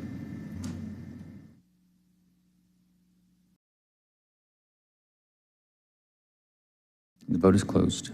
Both items are favorable, 6 yeas, 0 nays. That takes us to item 19. And then colleagues, once again, items 19 and 20 are related, so I would like to take those as a block. Any issues? Seeing none. Mr. Evans, if you can sound those captions. Sure. I'll mention again that number 17 and number 18 are both dual referred items. They'll be at FEC tomorrow. Thank you so much. I should pay attention to my notes more closely. Thank you. Number 19 is 23R4019, a resolution by Community Development and Human Services Committee authorizing the mayor or his designee on behalf of the city of Atlanta to accept a land donation from Atlanta Youth Soccer Association of approximately 2,653 square feet of real property located at 116 Arizona Street to the city, valued at $7,301.00 to complete the Arizona Spur and for other purposes. And item number 20 is 23R4020, an ordinance by Community Development and Human Services Committee authorizing the mayor or his designee on behalf of the city of Atlanta to accept a land donation from Pacific and Southern Company, WXIA TV, Inc., of approximately 1,398 square feet of real property at 110 Arizona Street to the Department of Parks and Recreation, valued at $3,847.00, which will complete the Arizona Spur and for other purposes. All right. We have Deputy Commissioner Voss. I think you're on deck to speak to this item or these items. I can. I'm sorry, I actually didn't. I think these went through a park design, but this actually completes a spur trail. It's by Gilliam Park, which actually connects right over by Cohen Park, and it's through the Path Foundation. So we've actually gotten a donation from both groups with the easements, and so happy to answer any questions. We expect that donation to actually make that connection, which people have used for years. It just hasn't been authorized until we receive these donations. Any questions or comments? Councilmember Bakhtiari, did you want to do the honors? It's your district.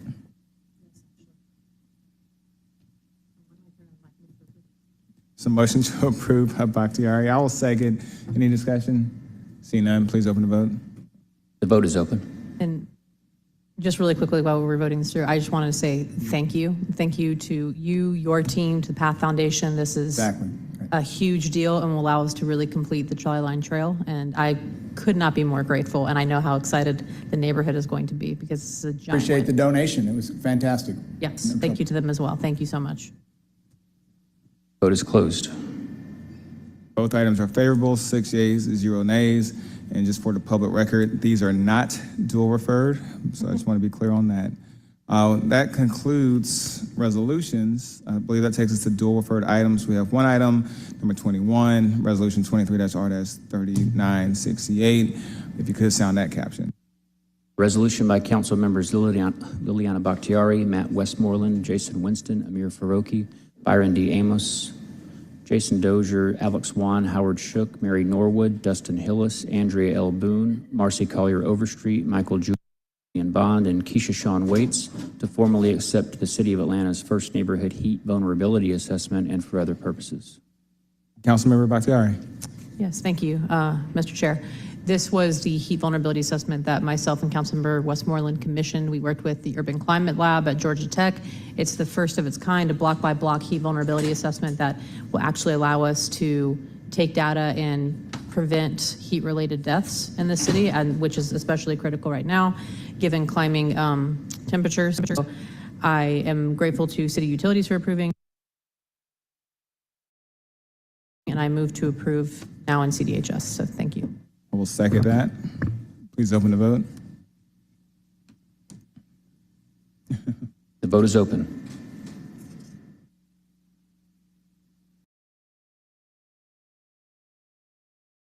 The vote is closed.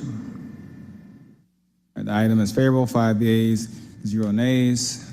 That concludes dual refer items. We have no items held in committee. And I understand we don't have walk-in legislation. Is that correct? Okay, thank you. So then that takes us to general remarks. Any colleagues with general remarks? I have a few, but I want to give you all a chance to share yours. Councilmember Lewis. And I just want to say thank you to the Parks and Rec staff and the folks at Roselle Fan and Choices for Kids for last Friday, our second bi-weekly food giveaway in District 12. This Friday, we had 650 families show up. We were able to give them all stuff, and thank you to the volunteers that came in on their off days and folks that came to help us actually take care of those families. So thank you for that. Next week, this is a bi-weekly event, so next Friday at 10 a.m., we'll start again at Roselle Fan. Our goal is to hit 1,000 families. And once again, our biggest issue, we need more volunteers. So I look forward to seeing folks come out next week to take care of over 1,000 people in District 12 and just hug on people. Thank you. Thank you, Councilmember Lewis. Any other colleagues before I go ahead? All right, I have a few updates. One is this weekend is Labor Day weekend. So our next regular city council meeting will actually be on Tuesday, 1:00 p.m. In the Marvin Arrington Chambers. So hope to see you there. And then on Wednesday, as was stated before, the next quarterly comprehensive development plan hearing will be at 6:00 p.m. in those very same chambers. I hope to see the rest of my colleagues there with me as we go through this round of quarterly updates. And then just lastly, just from a District 4 standpoint, our team has been putting out a lot of information about something that we're calling Dozier Day Weekend. This is my celebration of the diversity of District 4.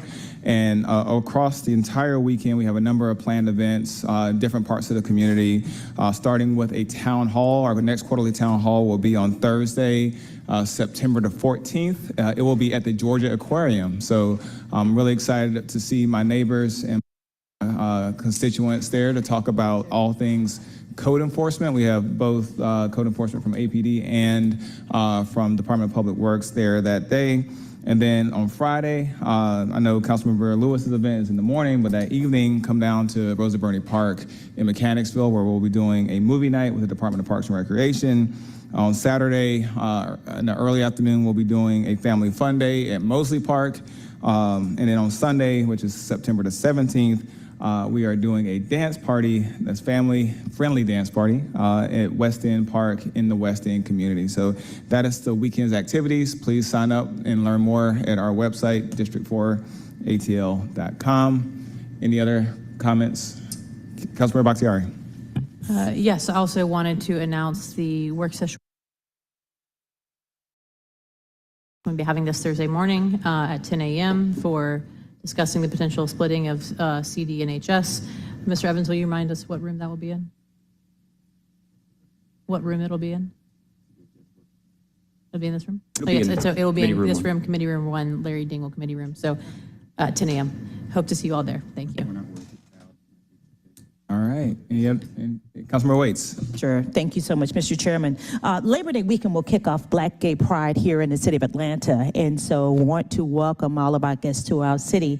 I believe the mayor will also be doing something on Thursday evening, I believe. My event, the Interfaith Service, will be held at 7 p.m. here at City Hall in the atrium on Friday, and so just wanted to highlight that and welcome everyone to our city. All right. Any other? Councilman Winston, you got anything? Councilman Winston? All right. We are adjourned.